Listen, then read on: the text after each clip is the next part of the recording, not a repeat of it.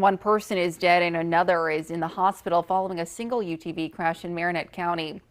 Deputies were dispatched just after 3 Saturday afternoon to Caldron Falls Road near a Fawn Lane in the town of Stephenson.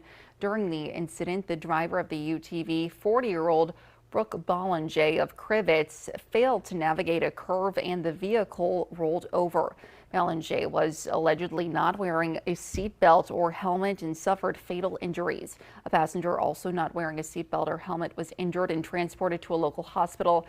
Marinette County Sheriff's Office say speed, alcohol, and failure to use safety restraints are believed to have been factors in the crash.